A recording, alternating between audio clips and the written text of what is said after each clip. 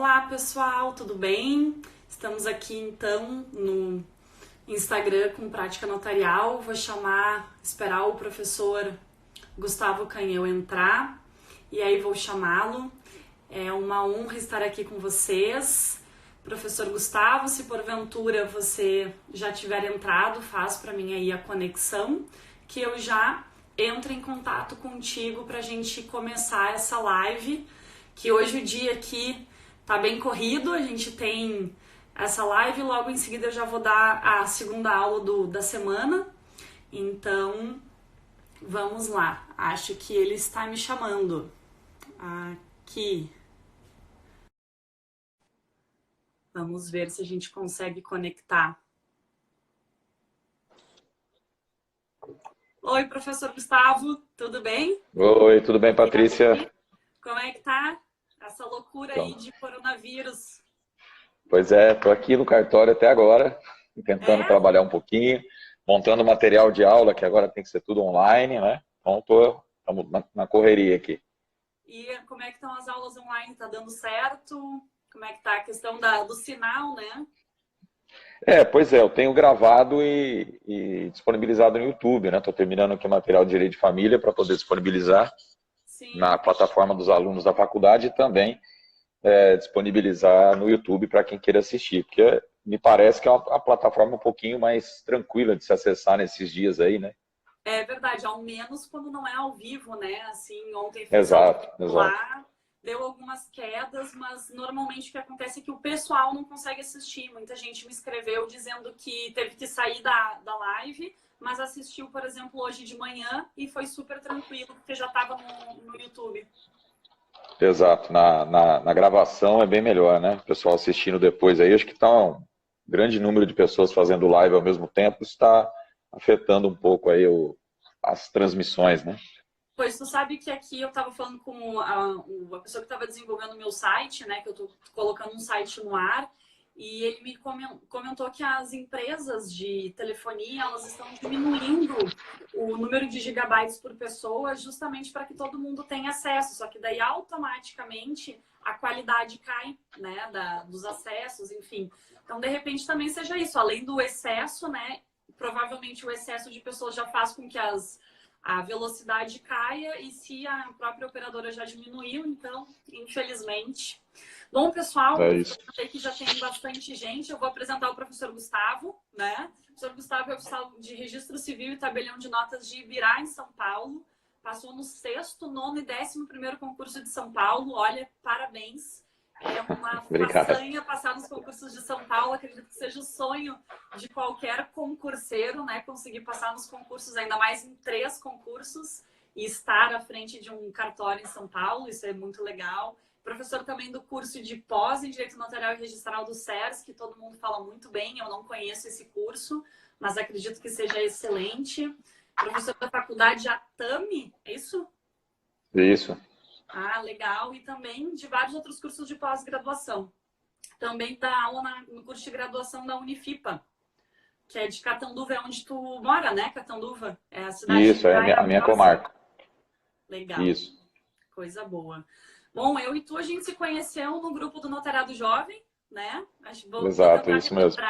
A gente, na verdade, tu comentou sobre um artigo que eu escrevi na revista do Direito Notarial. Eu nem sabia que tinha sido publicada, né?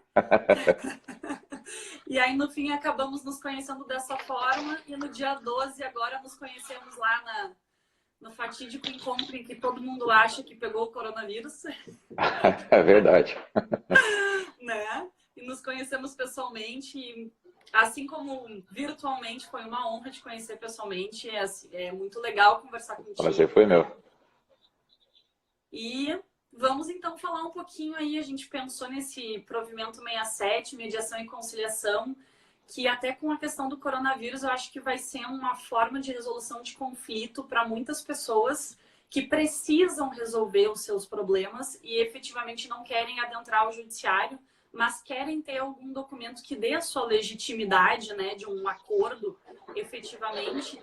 E aí, a gente conversando semana passada, eu lembrei desse provimento que, do meu ponto de vista, ele é excelente, mas ele ficou meio em stand-by nos últimos anos, né? Até mesmo porque tivemos tantas outras coisas dentro da esfera extrajudicial que acabou ficando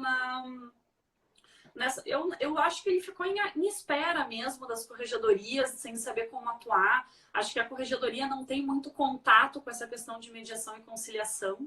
Então, acho que foi um tema que ficou um pouco de lado e poderia se pensar em retomar agora, né?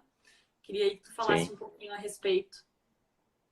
Pois é, aqui em São Paulo a gente teve o primeiro provimento, né, tratando de conciliação e mediação, que foi o 17 lá atrás da nossa corregedoria, que depois veio a ser suspenso, né, pelo CNJ na época, por uma reclamação feita pela OAB, só que logo depois ele acabou, ele era de 2017 aqui, salvo engano, mas um ano e pouquinho depois o CNJ acabou editando o provimento, que é o 67, né, de 2018, regulamentando, entre aspas, essa questão aí para que os cartórios possam, né, realizar conciliação e mediação, e aí as corregedorias foram adaptando as suas normas. As nossas aqui em São Paulo, elas foram atualizadas agora em janeiro, acho que aí no Sul também, né, e nessa atualização que tivemos aqui foi incluída uma seção inteirinha no capítulo 13 sobre conciliação e mediação, que basicamente repete o que estava na previsão aí do provimento 67.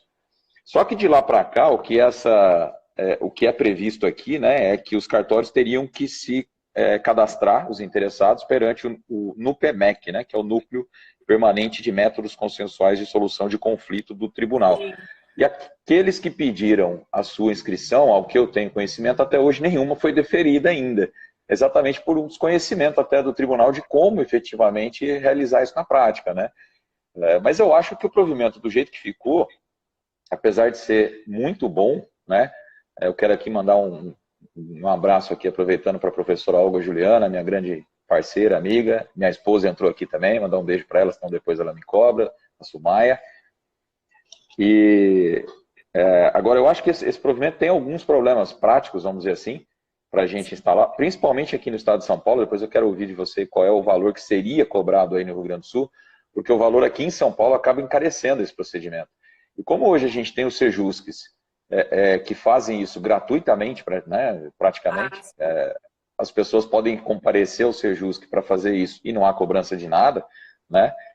A gente no início, eu pelo menos aqui, entendi que seria de grande valia, porque eu não tenho fórum aqui na minha cidade, né? O fórum está a 40 quilômetros de distância daqui, que é na cidade de Catanduva, que é a comarca, e onde as pessoas que não têm condições de se locomover até lá poderiam se deslocar para fazer, por exemplo, uma conciliação e mediação de uma situação simples, né, de uma batida de carro, alguma coisa assim, que haja um consenso e que eles queiram formalizar isso por um documento mais preciso, né.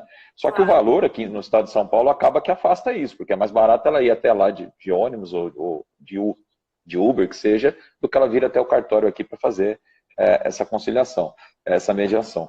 Além também das questões práticas de cadastro.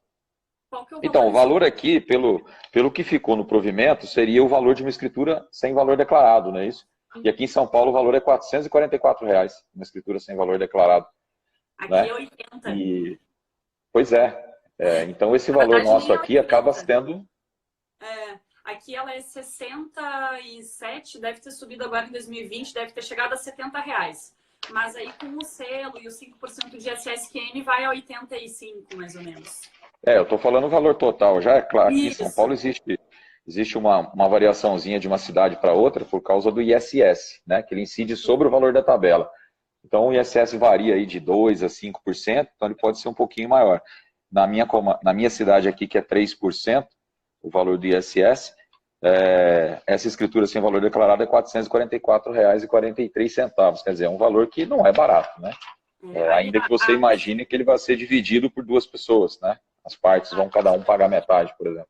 Escreveu ali a Santa Catarina é R$37. Pois é, olha a diferença. E para algumas pessoas se considera que esse valor ele não é suficientemente, vamos colocar assim, muitas pessoas ainda pensam que o custo está muito baixo para se fazer uma mediação e conciliação na esfera extrajudicial. Claro que é interessante, é interessante a gente falar que existe a mediação extrajudicial, que é feita por advogados ou por psicólogos, pessoas que são capacitadas, e eles cobram um valor bem mais alto do que efetivamente o valor que está nas tabelas. Existe a tabela do foro, né, onde tem ali a previsão de cobranças, e esse valor de cobrança pode ser feito também no judiciário. O Sejusc é gratuito, mas o mediador que é indicado para as pessoas, ele pode ser cobrado dentro do processo judicial. E é um valor bem mais elevado que o valor, por exemplo, aqui do Rio Grande do Sul, que é 90, Santa Catarina, que é 37. Então, assim... Mesmo daqui, né? Geralmente é mais caro do que isso, né? Claro, o que eu consigo enxergar, Gustavo, nessa mediação e conciliação é, por exemplo, nem sempre o Sejusc existe, né? Nem todos os locais possuem Sejusc. Muitos Sejuscs não são ativos, então as pessoas nem sabem que existem. A capilaridade das serventias extrajudiciais, para mim, é um ponto positivo.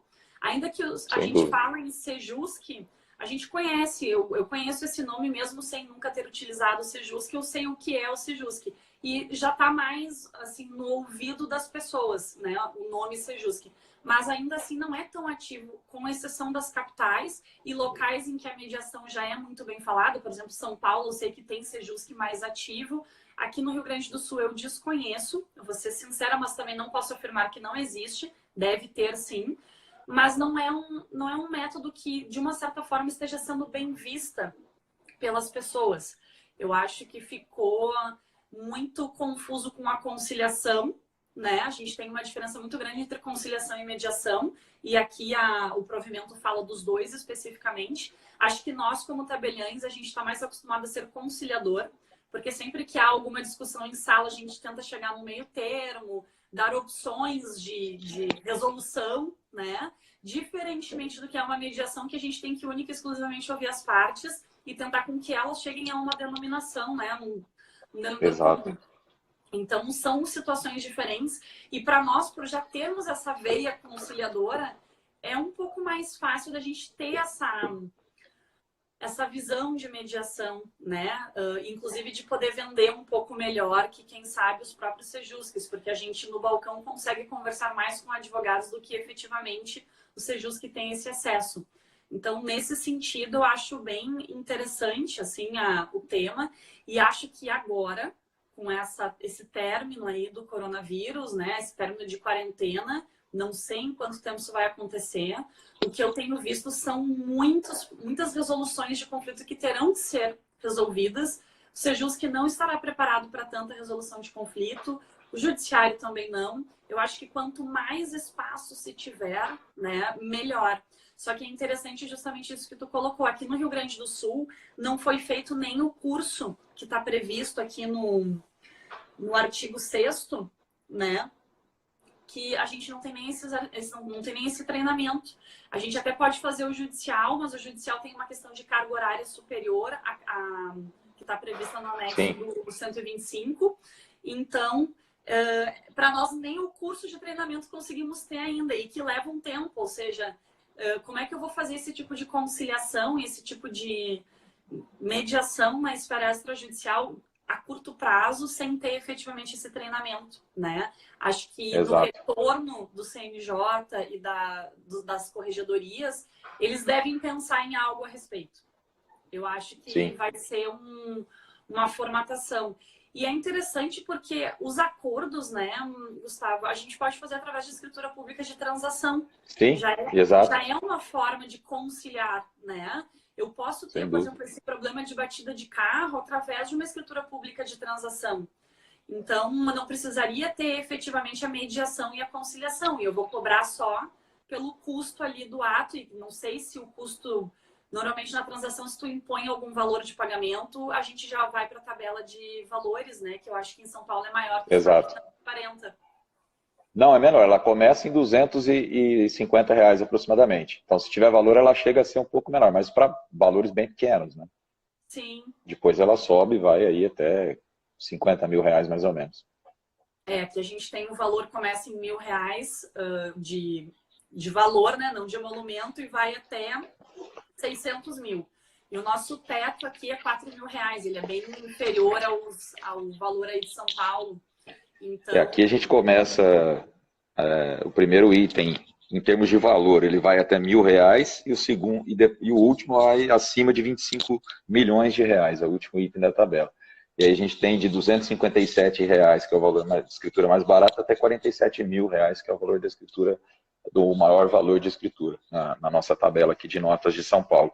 É que a gente precisa lembrar também, né, para quem está nos ouvindo aí, que as tabelas têm essas diferenças também, porque alguns estados do Rio Grande do Sul, se eu não me engano, não tem repasse, né, sobre o valor que está na tabela. Não, mas em São Paulo, quase 40%, né, cerca de 40% é repasse. Esse valor não é do tabelião, por isso que ele acaba sendo mais caro, né? Os estados que têm um repasse mais elevado acabam tendo as tabelas mais altas, né? Por conta disso. Não é necessariamente que o tabelião ganhe muito mais. Mas eu vi aí uma pessoa dizendo que em Goiás seria entre 30 e 50 reais, por exemplo. É muito pouco, né? Pelo trabalho que vai ser desenvolvido, também é um valor que acaba sendo muito baixo, né? É interessante porque o próprio provimento prevê que a gente tem que ter 10% de atendimento gratuito, que o próprio Sejus queria enviar. Exato. Né? Deixa eu ver se é o Sejus ou se é o NUPEMEC que vai enviar. Se eu não me engano, eu acho que é o NUPEMEC que envia. Eu li agora há pouco e já me passei aqui no artigo. Objeto, 10 dias. Mas, enfim, eu sei que a gente tem ali 10% de casos que a gente tem que prover que ele não pode ser inferior a 10% do que nós temos de atos aqui, né? No caso de mediações. E é interessante porque a menina que falou ali de Goiás, ela colocou que é uma definição da corregedoria, ou seja, alterou o provimento de acordo com o que está previsto ali no provimento. Então, sim, de fato, tem algumas corregedorias que já estão fazendo, mas aqui no Rio Grande do Sul a gente não saiu da estaca zero. Porém, eu acho que é uma forma de resolução muito interessante, porque eu posso, por exemplo, diferentemente de uma escritura de transação, que por mais que eu cobre uma escritura sem valor, eu vou cobrar um ato só, na mediação, cada hora eu vou cobrar o valor da mediação, né? Então, normalmente uma mediação não acontece em uma hora apenas. E aí eu vou ter ali uma cobrança de alguns valores. Isso é interessante, a gente pensando numa população de classe média baixa, não é algo muito barato. Mas para alguns outros tipos de transações, é muito mais interessante do que efetivamente estar fazendo uma mediação no judiciário, até mesmo pela questão do sigilo, né? Na serventia extrajudicial não há uma busca, né, de nomes em processos. A menina colocou aí, são valores para o Sejusc. São para o Sejusc. Então, Goiás cobra, inclusive, para Sejusc. É interessante, né? Aqui no Rio Grande do Sul, eu não sei como é que funciona os Sejuscs, mas eu sei que são gratuitas para as partes essas ações. Então, assim, o Sejusc aqui é totalmente gratuito. Então, só que aquela coisa, a gente também não conhece quem está atuando e sempre existe essa confiabilidade nos notários e registradores, né? Isso é uma coisa muito importante e a gente tem que manter, então, essa confiança que o público tem na gente, né? Isso faz, sim, uma diferença, inclusive para as pessoas que são mais leigas, sabem que, se está no cartório, então tem validade. E aí existe toda essa questão de desconfiança que a gente deixa de ter, no caso, quando a gente sabe que está dentro do cartório. E o que é interessante é que o valor dos 440 até não, mas o valor, por exemplo, de R$ 37,00 em Santa Catarina ou o valor aqui de R$ 80,00 do Rio Grande do Sul, ele não cobre a hora de muitos tabeliões substitutos, nem do titular, né? Então, se a gente for fazer o cálculo de uma hora trabalhada de um funcionário, às vezes o funcionário recebe muito mais do que isso por hora para estar ali uma hora atendendo, né? Mas essa é a função social da nossa profissão, essa é a função que nós temos e que a gente tem que abarcar junto, eu acho que tem que sim acontecer, até mesmo para que a gente possa ter essa reciprocidade de confiança que nós temos da população. Ainda que a população reclame muito da burocracia dos cartórios, ela reclama, mas ela confia, né? São dois lados da mesma moeda. Então... E é engraçado, porque a população, quando a gente fala de burocracia, não é o cartório que cria a burocracia, o cartório desfaz a burocracia, exatamente o contrário, né? Quem cria burocracias, a gente só cumpre a burocracia que é criada por outras pessoas, mas não pelo cartório. Claro. Né? Mas você falou antes aí, Patrícia, eu acho bastante importante, a qualificação realmente, né, de quem vai atuar como conciliador ou mediador. Aí você mencionou que não houve nenhum curso, eu aqui fiz o ano passado, o curso do CNJ, né? Vieram duas instrutoras aqui, uma delas, a doutora Regina Brubugrá, que é desembargadora do Tribunal do Trabalho, uma das precursoras nessa área, né, no Brasil, já fazendo isso na área trabalhista há muitos anos. Nós tivemos as aulas teóricas, eu já tinha feito um curso antes, porque quando saiu o provimento aqui de São Paulo, a Escola Paulista de Magistratura do Estado automaticamente abriu um curso para cartórios, né?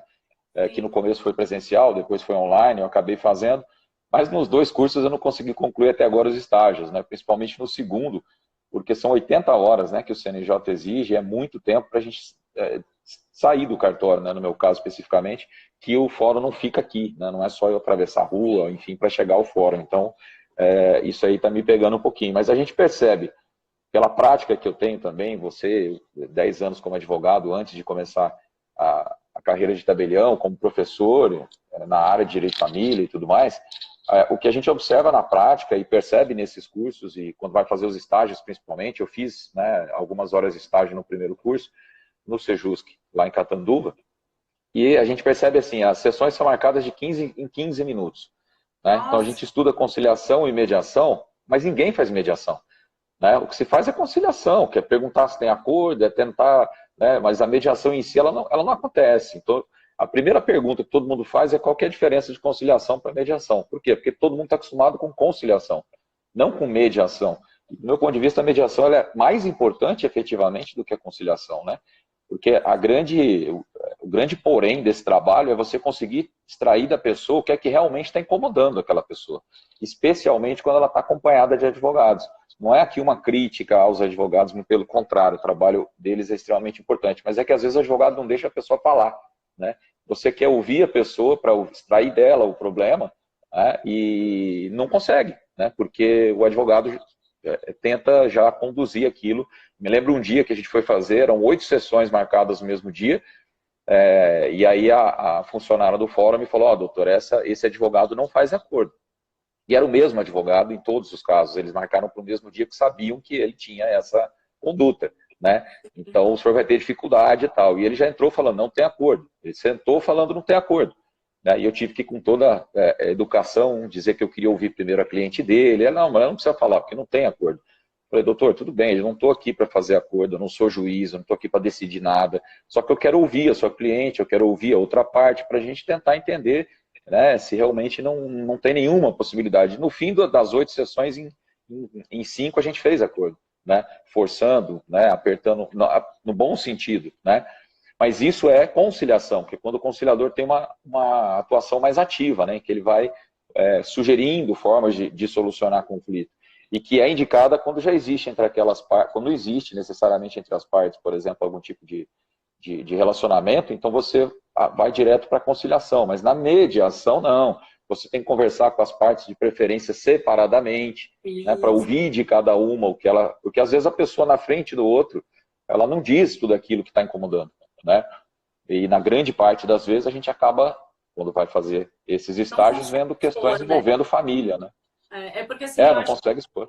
O grande ponto de uma mediação é justamente a gente ter aquela parte inicial onde se conversa todo mundo, se cria então uma nova agenda de mediação onde vamos ouvir as duas partes separadamente para que as partes sintam-se confortáveis de dizer aquilo que efetivamente incomoda no outro, né? Naquela situação gerada, e não se sinta constrangida para falar na frente daquela pessoa, sabendo que o mediador vai ouvir sem transpor para o outro aquela situação e poder, daí novamente, todos juntos, incluindo seus advogados, estarem ali, né, fazendo essa tentativa de mediação para chegar a uma solução ideal para ambos os casos, por assim dizendo, né, nunca será ideal para os dois lados. Eu tô fazendo, não terminei ainda, eu estou fazendo um curso de mediação extrajudicial, e ela é só de mediação, esse curso, que é com uma pessoa que fez o curso de mediação em Harvard, e ela está hoje ensinando online. Então, é bem interessante a forma como ela coloca de acompanhamento de uma mediação, como ela difere mesmo de uma conciliação. Ali eu consegui, até então eu também tinha uma dificuldade de entender, e ali eu consegui prever de uma forma mais clara qual é a diferença entre a conciliação e a mediação, né? Então fica bem interessante. E é interessante porque ela é mediadora extrajudicial, mas ela é indicada nos processos judiciais. Então, eu acho que sim, apesar de existir Sejusques, é uma possibilidade da gente conseguir fazer essas mediações se elas forem feitas da forma adequada. E a pessoa que Exato. procura uma serventia para fazer, ela não está indo obrigada como normalmente é no Sejusque. A gente tem isso, o Exatamente. Sejusque antevê a discussão judicial, né? Ele já está lá dentro do procedimento.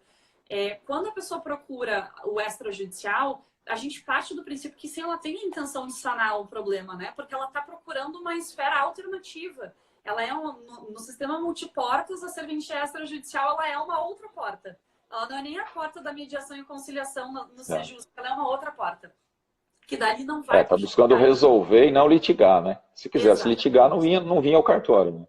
E eu acho que esse pensamento, se as pessoas agora, após essa crise toda, conseguirem se dar conta que resolver é melhor do que litigar na situação em que o Brasil está vivendo, né?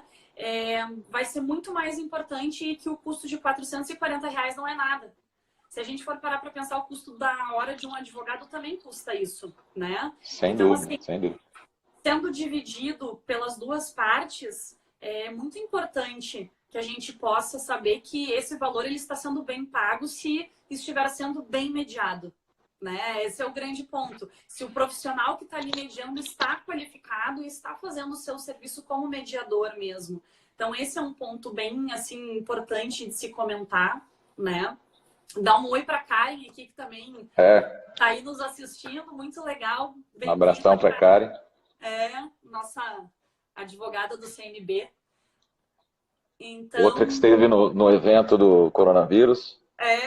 Também tá de quarentena. A minha quarentena estava com a gente lá. A minha quarentena terminou amanhã, meus sintomas já sumiram semana passada, então tá tudo bem. Eu não deu nem tempo de sentir sintoma, não. Pois eu tive. Eu senti alguns sintomas, mas bola pra frente. Não. Eu tava... Pode falar. Então, o que eu acho bastante importante, eu digo isso quando eu tenho a oportunidade de falar com os alunos desde o primeiro ano, porque a gente precisa mudar a cabeça do profissional do direito desde quando ele está ainda em gestação, quando ele está em formação lá na faculdade. Né? Porque nós, quando fizemos direito, né, eu antes do que você, mas quando nós fizemos direito, nós aprendíamos a litigar. Né? A prática ela era processual, a gente aprendia a peticionar. E a gente precisa mudar isso nas faculdades de direito para que o indivíduo já saia, quando formado, não com a cabeça do litígio, mas com a cabeça da solução de conflitos. Né? Porque esse é o direito, não digo nem do futuro, esse é o direito de hoje. Né? O atual CPC, em qualquer ação civil, determina que o juiz encaminha a questão aí para uma tentativa de mediação e conciliação, antes dele entrar no mérito, dele produzir prova, etc.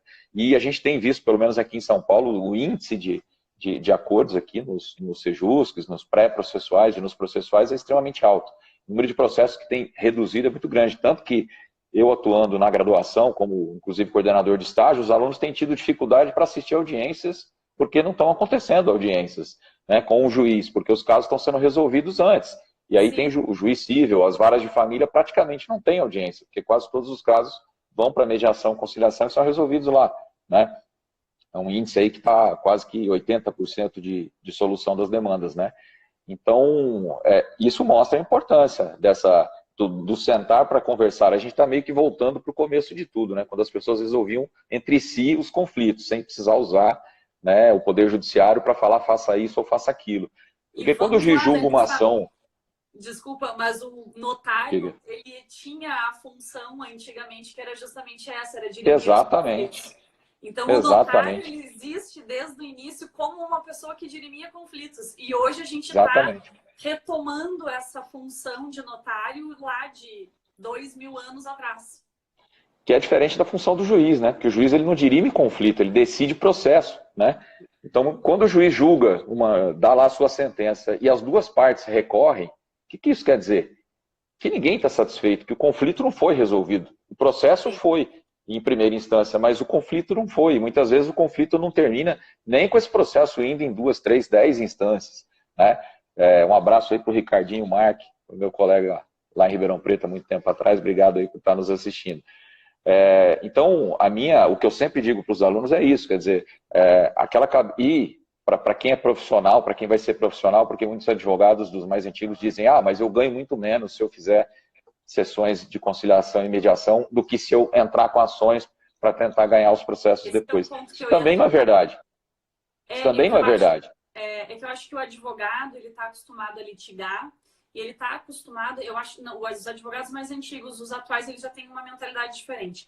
Mas eles estão acostumados a litigar e estão acostumados a cobrar valores na litigação que eles não sabem cobrar, não é que não pode, eles não sabem cobrar num acordo. O que eu sempre digo, e eu acho que isso não é muito bem visto ainda no Brasil, mas espero que esteja vindo, é que o acordo, quando bem feito, né, a mediação, a conciliação, o acordo, quando bem feito, deveria se pagar mais ao advogado pela solução daquele conflito, porque ele não resolve um problema só jurídico, ele resolve um problema jurídico, um problema financeiro, um problema emocional. Porque uma pessoa que passa 20 anos num processo não tem emoção, ela não tem saúde para viver aquilo.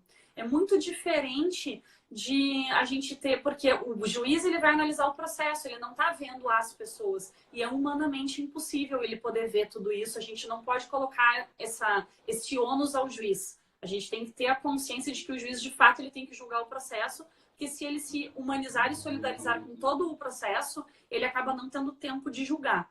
Mas existem outras possibilidades, e os próprios advogados podem fazer esse tipo de acordo entre si e ganhar muito mais dinheiro com isso. Vão ganhar, claro, a longo prazo, quem sabe não seja tanto mais dinheiro, mas se a gente conseguir pensar que de uma tacada só a gente ganha muito mais, sabendo investir esse valor, sabendo usar esse valor, ele vai valer muito mais a pena do que eu ganhar 100, 200 reais por mês durante 10 anos. Ou que é pior, trabalhar no êxito, né? Se você fizer um cálculo por tempo de trabalho, né, o indivíduo diz, eu cobro 5 mil reais para entrar com essa ação, e se eu for fazer o acordo eu vou ter que cobrar lá 1.000 reais, por exemplo. Sim. Mas esses 5 mil reais, você vai trabalhar 5, 10 anos para essa ação terminar. Divida por 5 ou 10 anos para você ver quanto você vai ganhar por dia. Divida os 1.000 reais, ou 800, ou 900, ou quantos sejam, por um dia de trabalho, que é o dia que você vai estar lá fazendo a sessão de conciliação, ou por uma semana ou 10 dias, né, o tempo que isso vai demorar. Fora que você tem a possibilidade de resolver muito mais coisas e mais processos em menos tempo. Né? Claro. A gente, antigamente, dizia, o advogado casa com o processo. Né? Eu até hoje tenho ações que eu ingressei como advogado que não acabaram. Né? O ano passado, para você ter ideia, uma ação em que se discutia a eventual existência de uma relação de união estável, a ação foi proposta em 2002, ela foi julgada em primeira instância só no ano passado, Patrícia. Em primeira instância, o colega que está me substituindo sempre me posiciona, a gente ganhou lá o processo, mas olha, em primeira instância, de 2002 ele foi julgado em 2019, 17 anos. Né? Vai haver recurso, evidentemente. Né? Então, quer dizer, o que eu cobrei lá atrás, né, o que foi cobrado lá atrás, não paga o serviço que eu e que o colega que me sucedeu tivemos aí durante 17 anos. Né? Eu tive um caso aqui de uso capião que o processo é de 2003, nós estamos em 2020, ele não saiu da citação das partes, já houve anulação de 4 editais e a audiência de instrução já foi anulada 2 vezes também. Então, assim, é o que eu digo, essa pessoa que está há 17 anos, agora 17 anos esperando saber se o imóvel é seu ou não, como que está a saúde dessa pessoa? Né? Como que ela vive? Vou reformar a casa. Não vou porque pode não ser meu imóvel. Vou fazer isso. Não vou porque o imóvel não é meu ainda. E aí a gente fica naquela função. Gente, são 17 anos para uma citação. Não teve primeiro grau, segundo grau, não teve nada. Né? É muito complicado. Claro que a uso capião em si a gente não consegue um acordo, né? Dependendo da situação, não tem como, porque não existe como fazer o acordo, então tem uma diferenciação, mas ainda assim essa situação poderia ser muito melhor resolvida se não houvessem outros processos dentro da vara que necessitam de mais urgência, uma questão familiar, uma questão de sucessão, né? E que poderiam ser sanadas dentro de uma mediação e conciliação, ou seja, deixar para o judiciário aquilo que efetivamente o judiciário tem que fazer.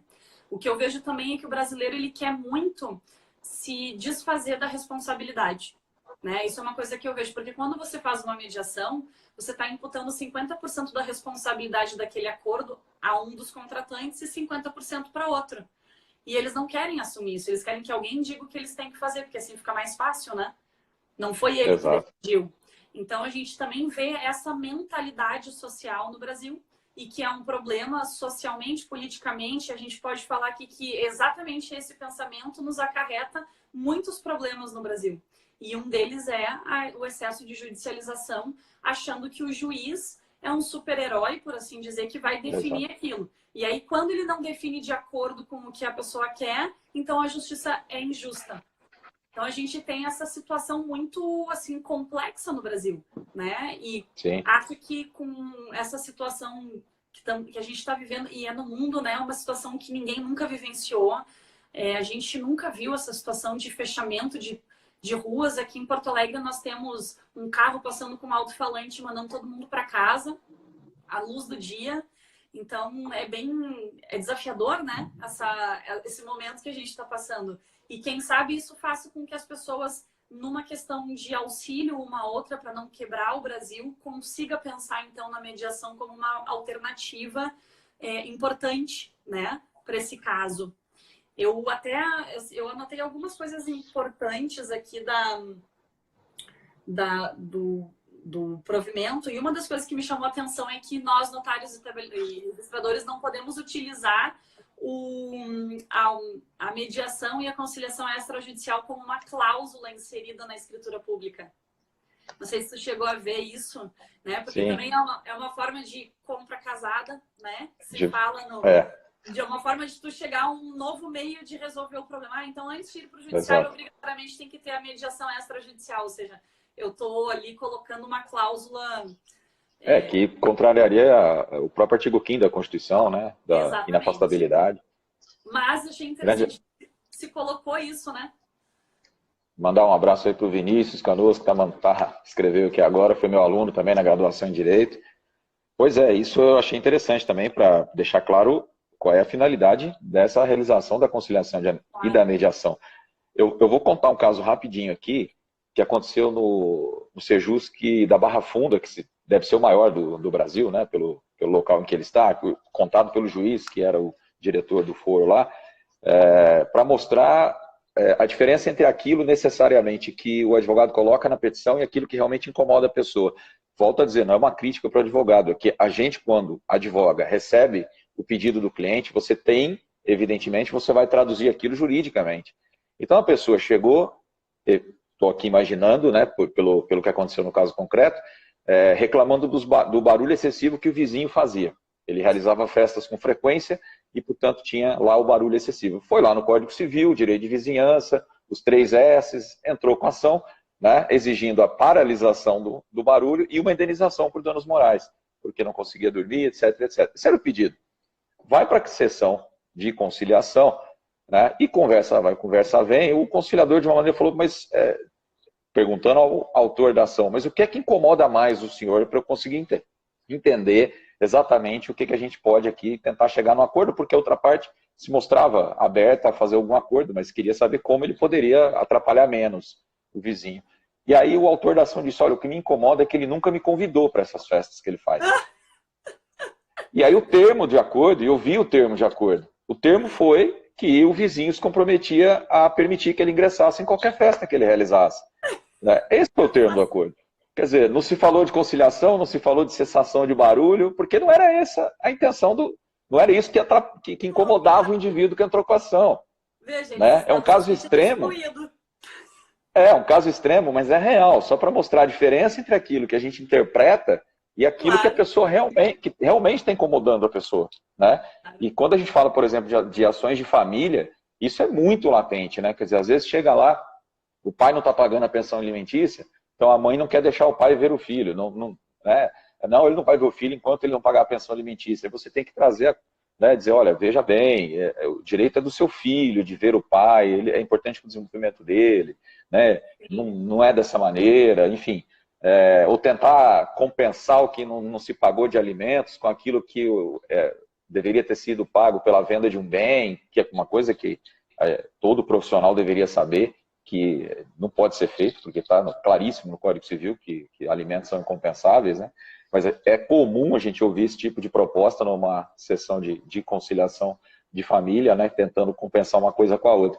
Mas, enfim, por isso a importância de conversar, né? De conseguir extrair. Eu me lembro quando eu advogava, que tinha aquele artigo do Código de Processo Civil anterior, não lembro se era 330, 333, que determinava que o juiz, né, sempre marcasse aquela audiência prévia de conciliação, antes de, se fosse o caso, marcar audiência de instrução, que era marcada para dali 6 meses, 1 ano, ou mais do que isso. E a gente chegava na sala, um sentava de um lado da mesa, o outro do outro, o juiz muitas vezes nem sentava na cadeira e dizia, doutor, tem acordo? Não. Doutor, tem acordo? Não. Então, virava-se para o escrevente e dizia, pode fazer o termo aí, vamos para a próxima audiência. Quer dizer, que conciliação foi essa? Ele perguntou para os 2 advogados se eles queriam fazer acordo, ele não perguntou para as pessoas. Né? Isso era a conciliação que era feita, em 5 minutos, porque a pauta era enorme, eu não estou nem culpando o juiz, a pauta era enorme, ele tinha 8 instruções para fazer e eram intercaladas essas conciliações. Como é que ele vai fazer uma conciliação que deveria levar até mais tempo do que uma instrução, a depender do tipo de instrução? Né? Porque se ele resolve o problema na conciliação, ele não tem que fazer inúmeras audiências de instrução, que muitas vezes são totalmente... não tem efeito nenhum, né? Você ouve várias testemunhas e aquilo não resolve o problema. O juiz não decide porque a testemunha falou, deixou de falar alguma coisa. Então, por isso que eu digo e repito, né? Da importância de ouvir a própria pessoa, que é algo que a gente faz no cartório, né? A gente recebe, muitas vezes, o cliente, conversa com o cliente para saber o que ele quer fazer, né? Tenta entender o que ele faz, e até aí uma questão que a gente lá no evento do Provimento 88, eu anotei isso para estudar e quem sabe escrever alguma coisa sobre, que é o confronto do sigilo que a gente tem que manter das informações que o cliente nos dá para a prática de um ato, Sim. com a própria informação para o COAF que a gente agora tem que fazer em determinadas hipóteses, porque às vezes ele nos confidencia situações para a gente poder entender o que ele quer fazer, né? Ou poder entender como chegar ao caminho que ele quer, né? Sim, para poder entender o todo, né? Exato, para a gente conseguir entender o todo. Isso é uma forma de você conciliar também as pessoas, né? O indivíduo chega dizendo que ele quer fazer alguma coisa, que a gente sabe, às vezes, ele quer fazer uma doação do imóvel, ele tem só o imóvel que ele mora, tem 3 filhos, quer doar só para um, porque é o filho que cuida dele. Os outros não têm contato. A gente sabe que existe uma limitação no Código Civil, que não permite que ele faça isso. Né? Aí a gente tem que tentar entender por que aquela pessoa quer fazer aquilo e explicar para ela o que ela pode fazer. Né? Não totalmente, mas até um certo limite. Né? Muitas vezes até, olha, esse filho não vem aqui, os outros filhos não vêm aqui, a gente tenta, né, conversar para ver se resolve o problema, enfim, para evitar questões futuras, porque podem, inclusive, tentar nulificar ou pedir a nulidade do ato que nós praticamos. Então, a gente tenta cercar esse ato de toda a garantia possível, né? E isso a gente faz ouvindo as partes. Né? Exatamente. Na verdade, muitas vezes as partes só querem ser ouvidas, né, Gustavo? Exatamente. É uma coisa que eu, assim, primo muito, sempre gostei e aprendi no decorrer desses 20 anos que trabalhei no balcão, é ouvir as partes. Às vezes a pessoa, ela sabe que ela não existe uma solução para o caso dela da forma como ela quer. Mas ao falar, ela mesma acha a alternativa e às vezes ao falar ela consegue liberar aquele sofrimento e seguir adiante. Né? Então, assim, às vezes a gente é muito mais psicólogo, né? Que efetivamente um tabelião de notas. E eu acho que na mediação é exatamente isso, é ouvir a pessoa de uma forma que ela se sinta ouvida, para que aquela pessoa baixe a guarda e possa, assim, então, se chegar a um consenso. Então, uma coisa que eu vejo alguns advogados reclamando é que justamente em função do mediador e conciliador não gostar dos advogados, porque os advogados interferem, acabam pedindo que as pessoas venham sem advogados para essas audiências e está havendo essa discussão, né, de que na mediação e na conciliação não precisa ter o advogado presente, só que aquele ato que lá vai assinado, ele tem a força de uma decisão judicial. Então, também acho temeroso essa situação de excluir o advogado, porque a pessoa pode sim se sentir lesada, de uma certa forma, tendenciada numa conciliação onde... Eu já fui em conciliação, por exemplo, de trabalho, aonde a gente enxerga o juiz falando, mas doutor, o senhor é dono da empresa tal, o senhor é o tabelião de tal local, o senhor tem dinheiro, quanto é que o senhor pode pagar para o outro? Vamos pagar alguma coisa. Isso não é conciliar, entende? Isso não é... Exatamente. E eu imagino, né, de que em alguns momentos, alguns conciliadores, até por uma percepção pessoal de um problema que possa ser semelhante ao dele na sua vida pessoal, tendenciar uma escolha e o outro não está assistido por advogado, né? E aí a gente tem um problema ainda maior, que vai ser a transformação dessa mediação em mais diversos pequenos processos em função de uma insatisfação do processo principal, por assim dizer, né? Então, isso tudo é justamente a cautela do mediador e do conciliador na hora de fazer uma boa conciliação e mediação. Eu vi aqui que a Lívia mencionou aqui atrás que lá eles chamam a solução como resolve a lide sociológica, que a gente estava falando sobre a questão jurídica, emocional e financeira da pessoa, né? Vi aqui, Silvia, nós não temos em Porto Alegre ainda cartórios, porque nós não tivemos nem a autorização da Corregedoria Geral da Justiça. A gente estava conversando no início da live sobre isso. Estou só respondendo aqui algumas perguntas, Gustavo, para a gente poder seguir adiante. Tem uma aqui, a Rafa, né? Está perguntando sobre a questão da violência doméstica, né? Como é que o notário atuaria, né? No caso de uma mediação. Então, são situações muito delicadas, né? Que a gente às vezes passa. Por exemplo, outro dia eu fiz um registro de nascimento, a mãe tinha 13 anos e o pai 15. Desculpa, e o pai 16. Acho que era 16. Teoricamente, eu deveria comunicar isso, né? Se a gente for pensar do ponto de vista criminal, apesar de ser menor de idade o rapaz, porque, né, poderia haver ali uma situação de estupro, né, presumido, né, por conta da idade da mãe. Mas será que me cabe fazer isso aqui? Né, ao registrar essa criança, fazer esse encaminhamento para o Ministério Público? Uma questão complexa, né? E quando a gente fala de mediação especificamente, há uma previsão específica do sigilo, né, do procedimento. A questão de violência doméstica, se houver a informação, entendo eu aí, né, durante a mediação, conciliação de que isso tenha havido, eu acho que me caberia recomendar à pessoa certas providências, mas não vejo o tabelião tendo obrigatoriedade aí de encaminhar isso obrigatoriamente, a não ser que aconteça dentro da serventia, né, a violência doméstica. Mas se isso for comentado durante, né, a mediação ou conciliação, complexa, a situação é complexa. Eu acho que a gente tem que agir com delicadeza mesmo. Se é uma mediação, uma conciliação que já é proveniente da violência, ou seja, queremos aqui então resolver um problema de violência doméstica, eu entendo que não caberia ao tabelião ou ao registrador a fazer essa mediação. Acho que sim, teria que passar, as pessoas estão ali para resolver, né? Isso, tem que passar ali para a delegacia da mulher, até porque existe uma questão sociológica atrás que nós não vamos ter o acompanhamento, né? Psicológica, sociológica, que nós, como tabeliões, não temos esse acompanhamento. Agora, se é, por exemplo, uma mediação de um divórcio, aonde no meio desse divórcio se fala, porque ele me bateu em tal dia, e aí entra na questão da violência doméstica, é diferente da gente já ter o problema como configurado uma violência doméstica e a gente ter uma ação de divórcio em que em algum momento se traz, sim, a questão da violência doméstica. Porque são situações distintas. Uma coisa é eu ter um divórcio porque não deu certo e entrar na situação da violência, e outra coisa é eu ter um encerramento do divórcio pela violência doméstica. São duas coisas distintas. E assim, eu não posso julgar, e acho que ninguém é capaz de julgar o que o casal passa, né? Normalmente a mulher quem passa, mas nem sempre é. O que passou por trás, mas se eles estão ali de livre comum acordo em fazer essa mediação, colocando, remediando isso, é uma coisa. Agora, se eu quero resolver só a violência doméstica sem o divórcio, eu não consigo vislumbrar a possibilidade. Assim, são situações distintas, né? Só para pontuar aqui, você falou agora há pouco da questão da pessoa estar ou não acompanhada de advogado. Aqui nas nossas normas consta expressamente que é o mesmo raciocínio que é utilizado no Sejusc, que se comparecer uma das partes com advogado e a outra sem, né, o conciliador ou mediador tem que suspender o procedimento. Sim, até que as duas estejam assistidas, né? Que está no provimento, né? No provimento do CNJ também tem.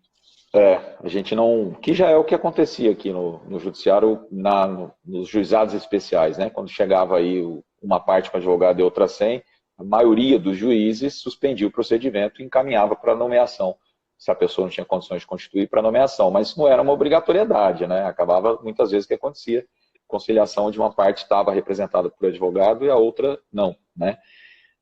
Mas é uma ideia a se fazer. Agora, uma questão que eu achei interessante é que se discute qual seria a possibilidade qual seria o objeto dessas conciliações ou mediações, ou seja, o que é que a gente poderia fazer dentro dos cartórios? Será que nós poderíamos tratar de questões indisponíveis, de direitos indisponíveis, de direito de família, por exemplo, né? Porque no primeiro momento, né, se colocava que a conciliação e a mediação ela só teria cabimento em questões envolvendo direitos disponíveis, né? Questões mais simples, que se fosse indisponível, se envolve menor, aí deveria ter o Ministério Público, então teria que ser judicial, etc. Né? Mas acho que isso ficou mais ou menos claro, né, na lei federal e também aqui nas nossas normas consta muito claramente que os direitos disponíveis que admitam transação, eles podem ser objeto de conciliação e mediação. Então, o detalhe é que eles, apesar de indisponíveis... Aqui no CNJ fala os disponíveis e os indisponíveis, né?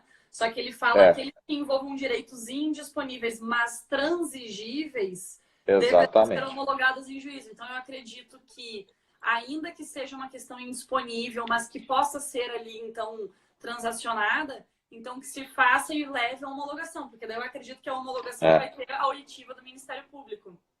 É o que está no novo CPC, né? No artigo 725, inciso 8 do novo CPC, constou isso expressamente, além na própria lei de mediação. Então, quer dizer, a gente pode fazer, só que as partes deveriam depois encaminhar isso para o Poder Judiciário. Como muitas coisas que a gente hoje faz e não pode fazer quando tem interesse de menor, por exemplo, eu acho que o procedimento deveria ser exatamente o mesmo. A gente poderia fazer, porém, deveria homologar judicialmente, um divórcio envolvendo menor, onde tenha filhos menores. Por que eu não posso fazer? Poderia, desde que as partes homologassem aquilo em juízo, ou então, como já é previsto, anteriormente já resolvessem essas questões no judiciário. Isso alguns estados aí, como é o caso aqui de São Paulo, já estão autorizando a fazer, né? Quando a questão é previamente decidida. Aqui no Rio Grande do Sul não tem previsão legal, porém, eu entendo da mesma forma que tu entende, só que já que vai fazer, então, previamente a guarda do menor, então que se faça o pedido lá na guarda do menor para autorização de se fazer o divórcio partilhado. Isso, que o juiz autorize isso. Aí o juiz autorizando ali, porque o restante todo está sanado, o tabelionato não teria por que negar, porque tem a autorização judicial, né? Era como a gente fazia na questão da vedação do testamento. Aqui ainda é proibido fazer o testamento. E eu sei que São Paulo tem autorização, aqui nós não temos, é proibido mesmo. O STJ decidiu recentemente, né? Nós temos uma decisão do STJ já. Eu tenho impugnações de registros de imóveis proibindo e ganhou na vara dos registros públicos, ou seja, eu ficava assim, eu tinha no mesmo inventário, eu tinha 2 registros de imóveis, um registrou na integralidade e o outro suscitou dúvida e ganhou a suscitação. Eu falei, aqui a gente já teve decisão, a gente já teve decisão, eu tenho 2 aqui já gravadas do Conselho Superior de Magistratura depois da decisão do STJ, citando a decisão e mandando registrar. Em São Paulo tem se eu quero dar uma olhada. Eu não tô sabendo, não lembro assim dessa decisão. Mas aqui nós tínhamos isso. O que a gente fazia? No pedido de registro de testamento, a gente indicava ao advogado, olha, informa que como o testamento não tem questões, né, por exemplo, de cláusula de inabilidade ou alguma questão de filho, é só questão patrimonial mesmo, solicite a feitura no extrajudicial, não necessitando da validação no judiciário, sem a necessidade. E aí a gente teve 2 casos que deu certo, a gente mencionou e foram registrados. Mas aí depois o juiz parou de autorizar, o mesmo juiz, né? Mas é uma coisa que não tem lógica, né? O tabelião pode fazer o testamento, mas não pode cumprir. Exatamente. Né? Não tem muita lógica. Se são capazes, todos maiores, né? Exato, claro. Todos de acordo. Por que o tabelião não pode dar cumprimento a um testamento que muitas vezes ele mesmo fez? Né? Ele mesmo redigiu. Ele sabe melhor do que o próprio juiz o que Exato. ele fazer. Sabe como a pessoa estava quando fez o testamento, se realmente estava lúcida e tudo mais. É uma questão meio incongruente, né? Eu vi que o Alexandre escreveu que se abrir muito leque vai acabar abarrotando os cartórios. Eu discordo. Acho que os cartórios têm muito mais capilaridade, eles têm um gerenciamento pessoal muito melhor que um judiciário, que é uma máquina engessada. Então, é muito mais fácil os cartórios receberem mais processos do que o inverso, porque eles têm como gerenciar isso de forma muito mais própria. Eles têm esse gerenciamento. E já com relação à questão de que vai abarrotar, a gente também gradativamente está perdendo alguns serviços. Eu entendo que reconhecimento de firma e autenticação em muito pouco tempo vai deixar de existir. Acho que é assim relativo, né? Essa situação ainda vai continuar sendo exigido pelas partes, porque as partes confiam na serventia, no cartório, e não que há uma obrigatoriedade, mas acho sim que vai cair muito essa questão do reconhecimento de firma e autenticação, porém a gente está recebendo outras funções, apostilamento, inventário e partilha, enfim, temos aí agora, tem a questão da mediação que ainda não está amplamente divulgada, agora temos a questão do Siscoaf, que é uma atribuição ainda que gratuita, mas é uma nova atribuição, né? E assim a gente vai recebendo atribuições e a gente, claro, se não vierem todas ao mesmo tempo, porque daí falta cérebro para a gente conseguir assimilar tudo, mas vindo gradativamente como está vindo, eu acho que é super viável, é muito mais econômico para as partes. Existem as gratuidades, tanto na serventia extrajudicial, e a serventia consegue se manter, porque existem os fundos, claro, nem todo estado tem isso, né, Gustavo? O que eu acho muito ruim, sendo bem organizado, esse fundo dá para render muito dinheiro, assim, no sentido de... Aqui no Rio Grande do Sul, eu acho que o fundo funciona muito bem, ainda que haja, assim, suas deficiências. Acho que São Paulo também, né? São dois, assim, exemplos de funcionamento de um fundo. Mas eu acho que tem sim como fazer essa situação aí, acho que vai funcionar. Eu tô olhando aqui que a gente tá quase caindo, tá, Gustavo? Se a gente cair porque já passou a 1 hora de conversa. Inventário, porque nenhum tabelionato aceitou fazer com testamento. No caso, em precisa saber que estado que é, né? Precisa saber em que estado que ele está. Qual é o estado, Alexandre? Que eu sei que recentemente Goiás também editou a norma, né, autorizando a fazer expressamente, como a gente já tinha aqui em São Paulo. A Daniela Belaver, a colega aqui do Rio Grande do Sul, me mandou também no WhatsApp, eu vi aqui que tem um provimento do final de 2019 que autorizou também o testamento, o fazer com testamento. Então, Alexandre... no Rio Grande do Sul, então. Final de 2019 tem a autorização, tá? Até lá, de fato, não se fazia.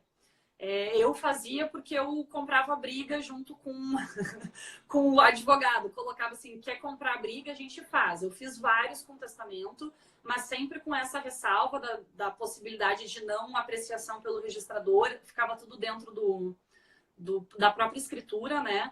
Mas hoje ela é viável, tá?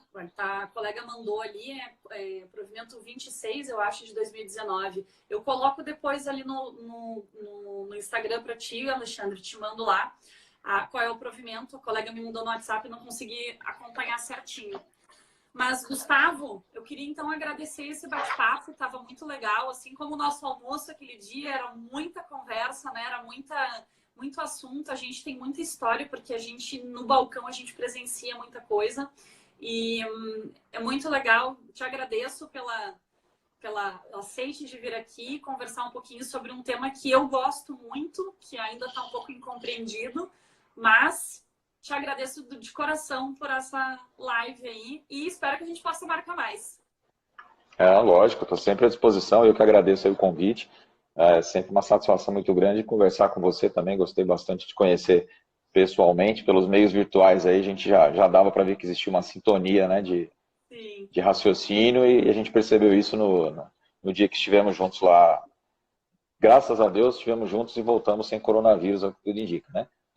Mas espero que a gente tenha outras oportunidades. A gente está falando do fundo agora há pouco, a gente está preocupado para saber o que vai acontecer no mês que vem, né, com o fundo, porque do jeito que a coisa está, o fundo funciona muito bem, mas nesse período a gente está um pouquinho preocupado aí para saber, né, principalmente os colegas de serventias deficitárias, se vão conseguir receber, né, no mês que vem. Mas, enfim, é tema para a gente conversar num outro dia, numa outra live também, né? Obrigado pelo convite, estou sempre à disposição.